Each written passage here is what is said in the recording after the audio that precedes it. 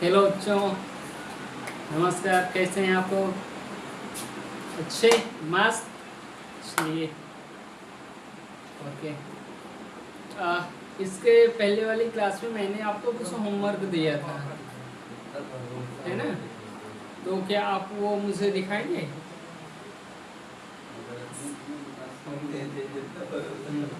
ठीक है, बहुत बढ़िया। अच्छा अच्छा, सभी के कंप्लीट हैं? अच्छा, ठीक है ठीक है, ओके।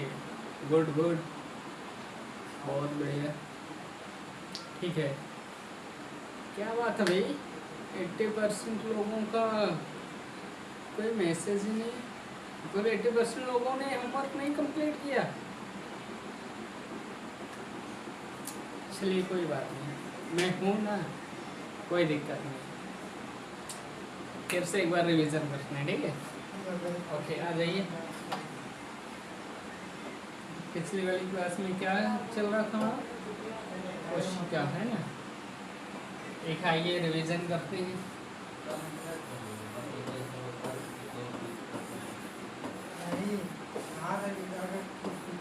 कोशिका है ना, क्या है ये कोशिका? हाँ, कोशिका क्या है भाई?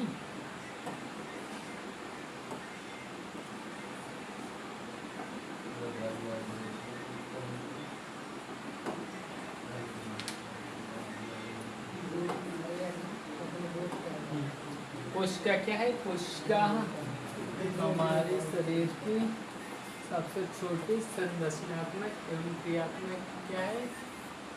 इकाई है ना? क्या है? इकाई है ना? कोशिका की खोज किसने की थी? कोशिका की खोज रॉबर्ट हुक ने की थी, है ना? किसने की थी? रॉबर्ट हुक ने की थी। कब की थी?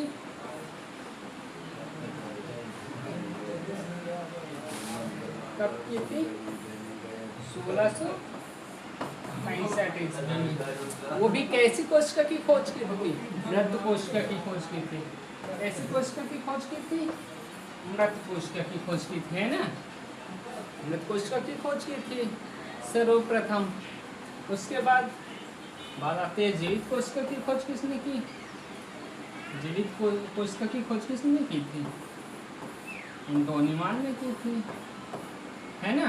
किसने की थी? एंटोनी ने। एंटोनी लीवेनहॉक ने, है ना? किसने? एंटोनी लीवेनहॉक ने।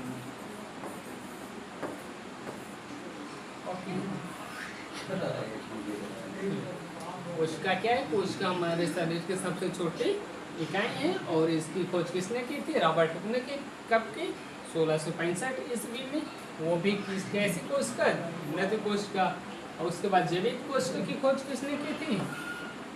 जीवित कोशिका की खोज एंटोनी लीवेनहॉक ने की थी, है ना? कैसी कोशिका की खोज की थी? जीवित कोशिका की खोज की थी, है ना? कब की थी? 1674 ईस्वी में, है ना? कब की थी? 1674 ईस्वी में। उसके बाद सबसे बड़ी कोशिका और विश्व की सबसे बड़ी कोशिका क्या था?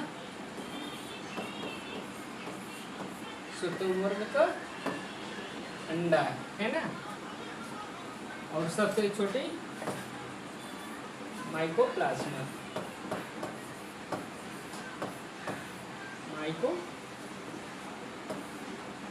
प्लाज्मा, है ना? क्या है? प्लाज्मा।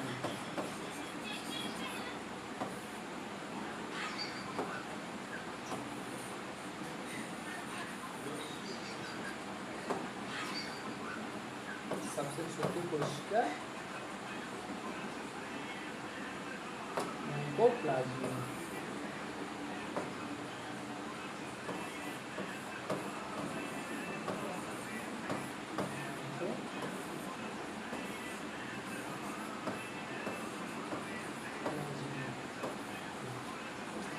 अगर मनुष्य की बात की जाए, मनुष्य में सबसे छोटी कोशिका तो क्या है? स्पर्म, शुक्राणु।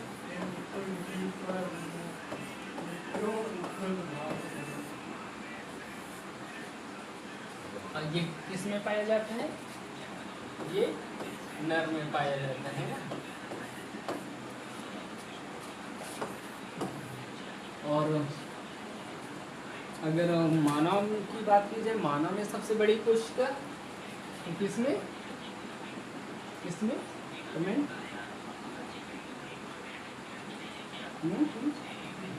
ओवम, अंडाणु।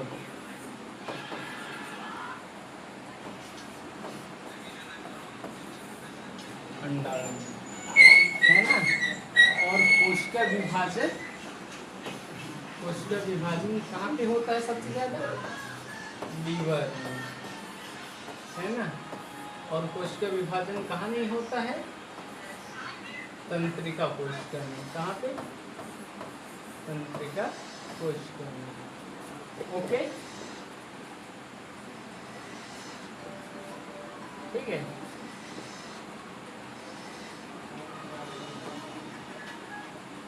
उसके बाद हमारा क्या आता है? कोशिका सिद्धांत।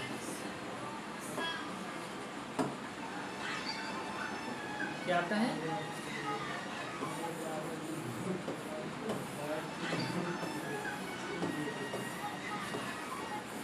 कोशिका सिद्धांत।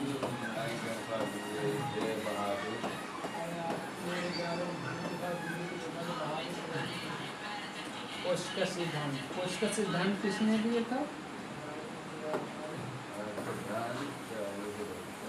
कोशिका सिद्धांत किसने दिया था? स्लाइडेन एवं स्वान ने दिया था, है ना।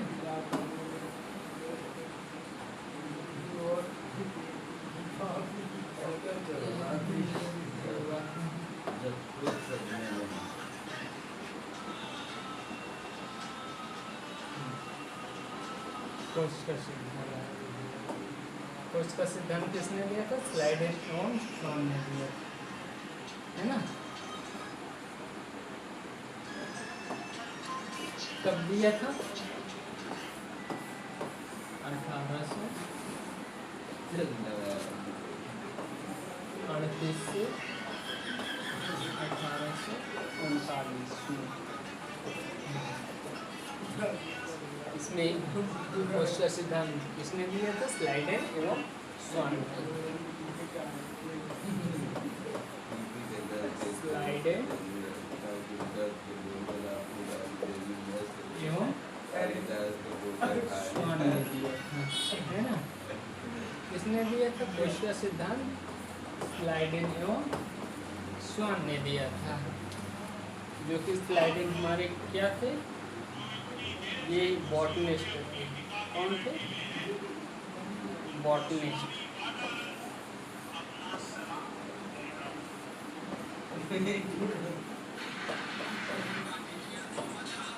स्लाइडेन बॉटनिस्ट और स्वान जूलॉजिस्ट।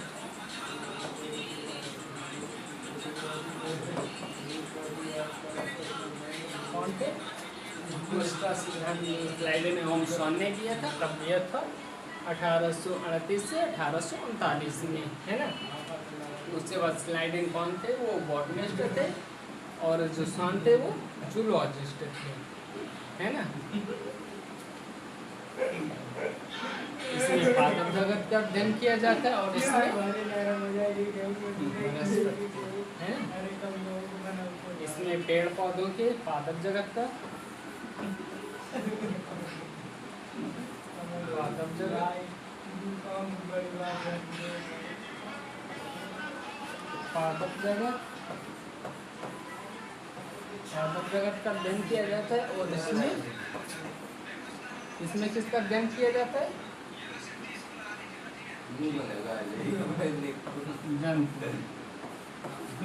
जंतु जगत, है ना। इसमें जंतु जगत का अध्ययन किया जाता है। ओके,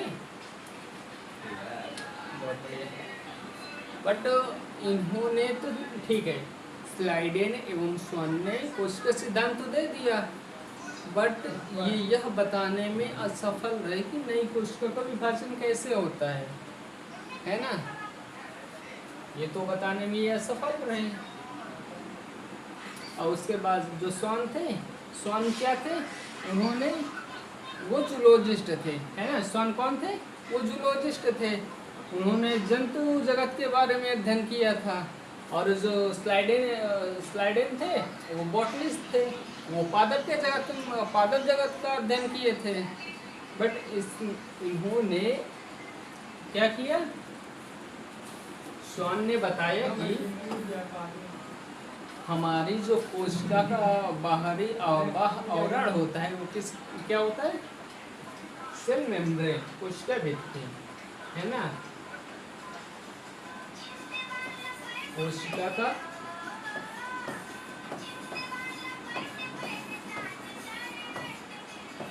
कोशिका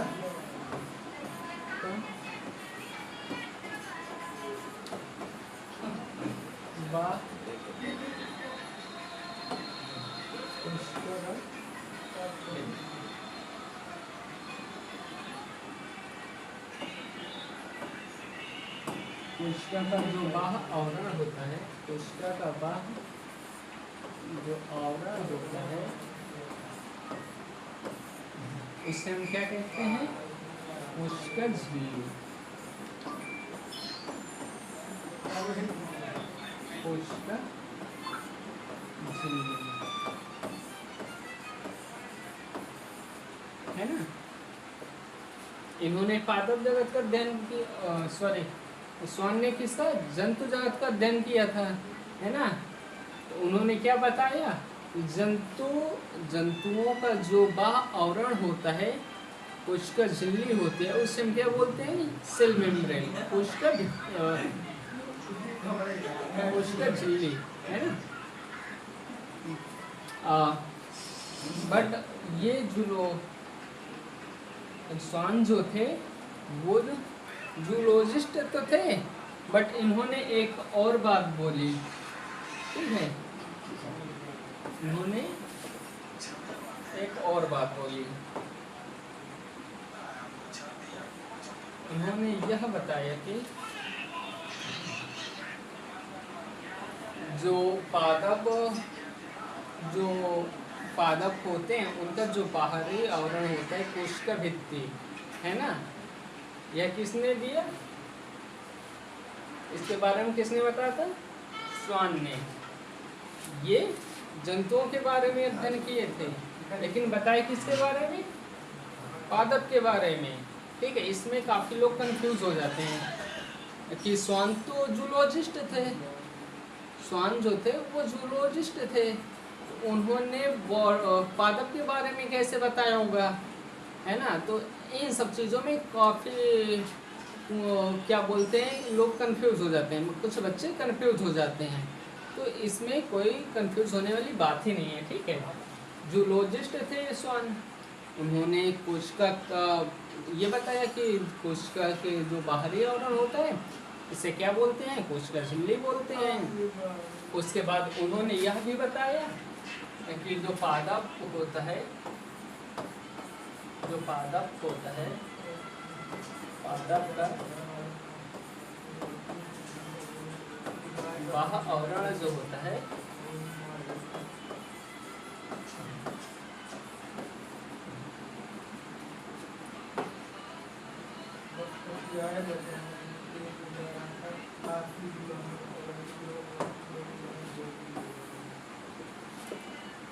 और पादप का जो बाह्य आवरण होता है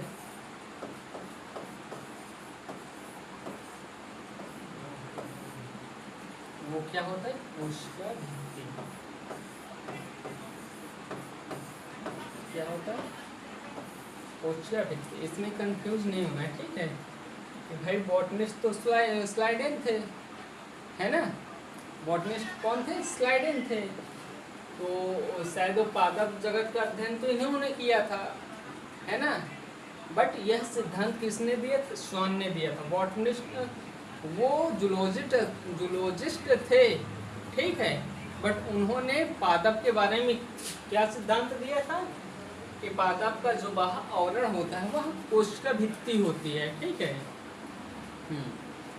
इसके बाद एक और वैज्ञानिक आते हैं हमारे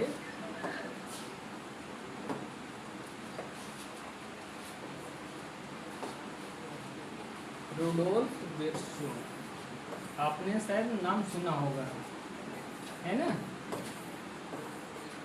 रुडोल्फ विर्चो कब? 1855 में। हमारे एक वैज्ञानिक है रुडोल्फ विर्चो, इन्होंने क्या कहा? इन्होंने साफ बोल दिया, ठीक है। इन्होंने ये कहा कि हमारी जो पुरानी कोशिका होती है, क्या होती है? हमारी जो पुरानी कोशिका होती है उसी से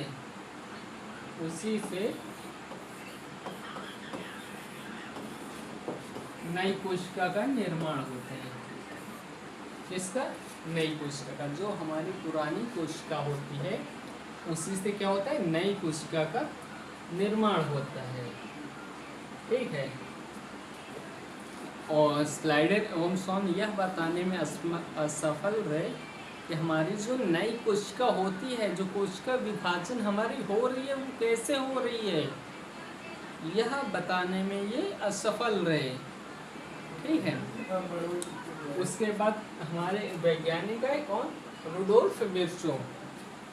इन्होंने ये 1855 में यह बताया कि हमारी जो पुरानी कोशिका होती है, पुरानी कोशिका से ही विभाजन होकर हमारी नई कोशिका का निर्माण होता है, ओके, ठीक है। अब आता है कोशिका। कोशिका कितने प्रकार के होते हैं? कोशिका 2 प्रकार के होते हैं, है ना। कोशिका 2 प्रकार के होते हैं। कौन से? प्रोकैरियोटिक और यूकैरियोटिक।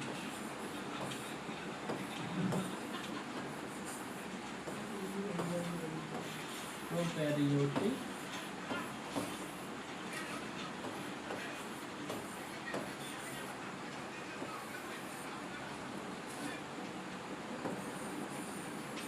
कोशिका हमारे कितने प्रकार की होती हैं? 2 प्रकार की होती है। एक होती है प्रोकैरियोटिक और एक यूकैरियोटिक। प्रो मतलब क्या होता है?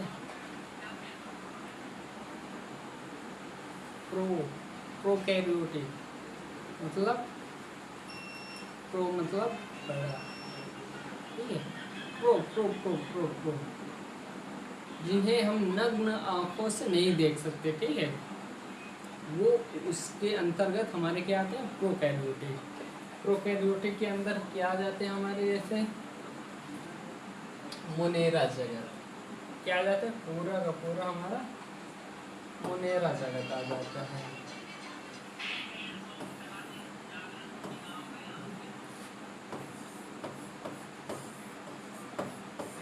मोनेरा जगत आ जाता है। मोनेरा जगत के अंदर क्या क्या आ जाता है? मोनेरा जगत के अंदर आ जाता है जीवाणु,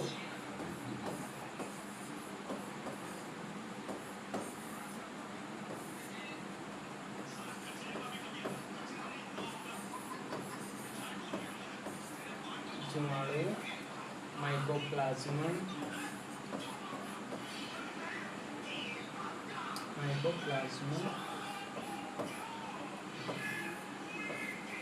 ठीक है, जीवाणु आ जाता है और माइकोप्लाज्मा आ जाता है, नील हरित शैवाल आ जाता है ना।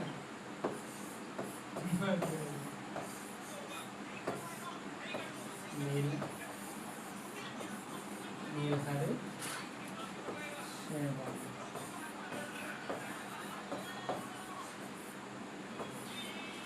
ओके। प्रोकैरियोटिक में क्या आता है, हमारा पूरा पूरा मोनेरा जगत आ जाता है। मोनेरा जगत में जैसे जीवाणु हो गया, माइकोप्लाज्मा हो गया और नीलहरित शैवाल हो गया। याद है कल मैंने बताया था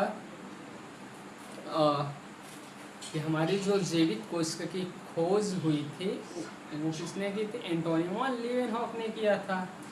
कहाँ पे किया था? शैवाल में, है ना। शैवाल क्या है? हमारे एक प्रकार का जीवाणु है। ओके, उसके बाद इसमें क्या होता है? विकसित केंद्रक नहीं होता है। ठीक है, क्या होता है?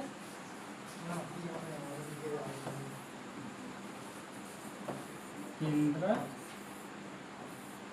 विकसित नहीं होता है।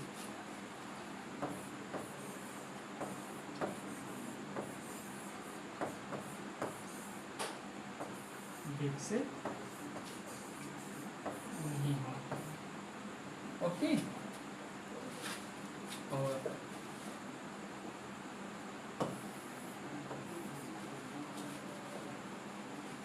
इसमें क्या? केंद्र नहीं पाया जाता, केंद्रिका भी नहीं पाई जाती, कोशिका झिल्ली भी नहीं पाई जाती, है ना।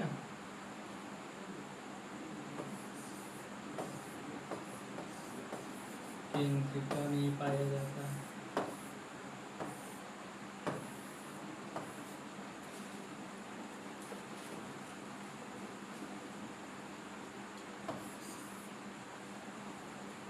और इसमें जानते हो वो जो हमारा कोशिकांग होते हैं वो भी अनुपस्थित होते हैं क्या?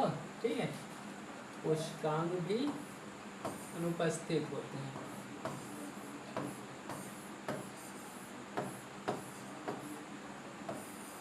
कोशिकांग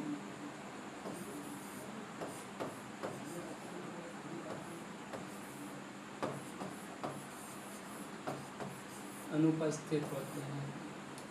ओके, कोशिका कितने प्रकार के होते हैं? कोशिका दो प्रकार के होते हैं, एक प्रोकैरियोटिक होता है, एक यूकैरियोटिक होता है। प्रोकैरियोटिक इसमें केंद्रक नहीं पाया जाता है, केंद्रक नहीं पाया जाता। ठीक है, इसमें केंद्रक नहीं पाया जाता है। और कोशिकांग अनुपस्थित होता है, कोशिकांग भी नहीं पाए जाते। ठीक है, प्रोकैरियोटिक में कोशिकांग जानते हैं जो कोशिका झिल्ली के अंदर होता है। ठीक है, वो भी नहीं पाया जाता।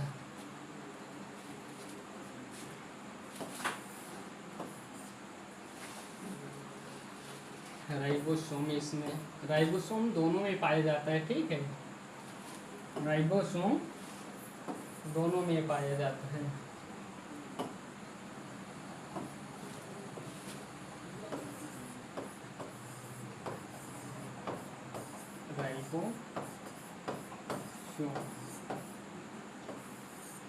राइबोसोम दोनों में पाया जाता है, बट प्रोकैरियोटिक में कितना? 70s पाया जाता है। ठीक है, प्रोकैरियोटिक में 70s पाया जाता है और यूकैरियोटिक में 80s। ठीक है,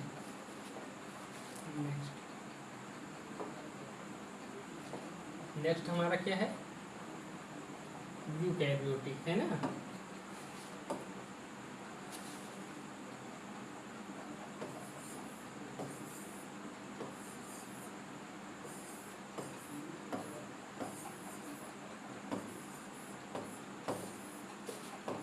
यूकैरियोटिक कोशिका।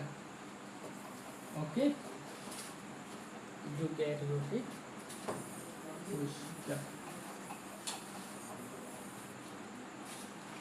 इसमें क्या होता है?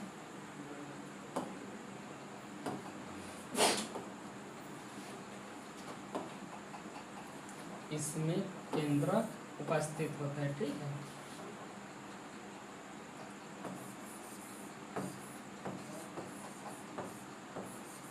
केंद्रक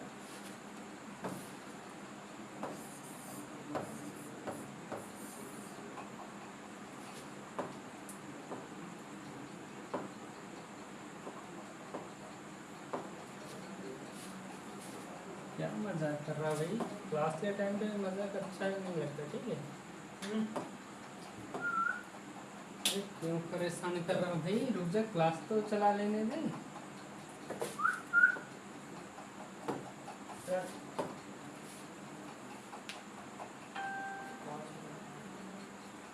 ठीक है, केंद्रक उपस्थित होता है, ठीक है।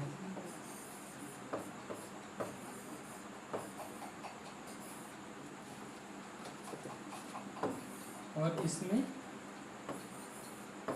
कोशिकांग पाए जाते हैं, ठीक है।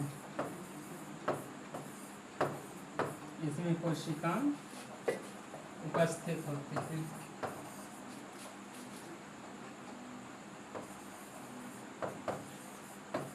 इसमें कोशिकांग उपस्थित होते हैं और इसमें राइबोसोम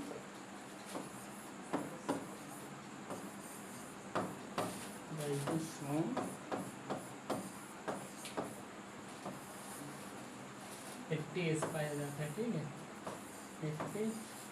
एस पाया जाता है, बट इसमें कहीं कहीं 70S भी पाया जाता है, ठीक है। यूकैरियोटिक है, बट इसमें क्या होता है, राइबोसोम कहीं कहीं 70S भी पाया जाता है। जैसे कहाँ पे, माइटोकॉन्ड्रिया में, है ना, माइटोकॉन्ड्रिया में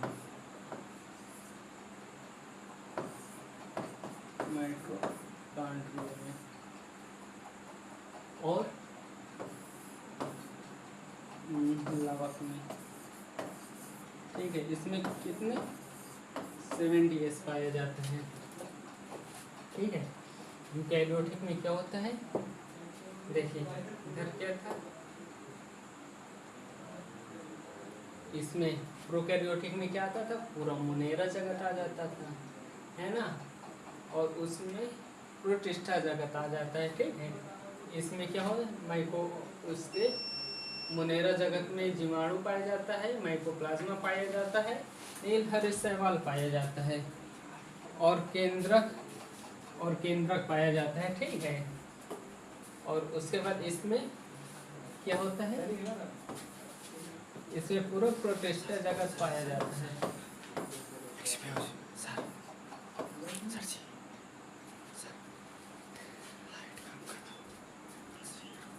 ठीक है, बस 1 मिनट और सर। प्रोटिस्टा जगत पाया जाता है, ठीक है। इसके बारे में नेक्स्ट क्लास में बताऊंगा, लाइट की प्रॉब्लम हो रही है, ठीक है। थैंक यू आप लोगों का सपोर्ट करने के लिए। तो आप लोग पढ़िए और बढ़िया, हमारे सर के द्वारा जो भी बताया गया वो समझ में आया सभी को। तो क्या कहना है कि अभी सूरज नहीं डूबा, जरा शाम तो होने दो। अभी सूरज नहीं डूबा, जरा शाम तो होने दो।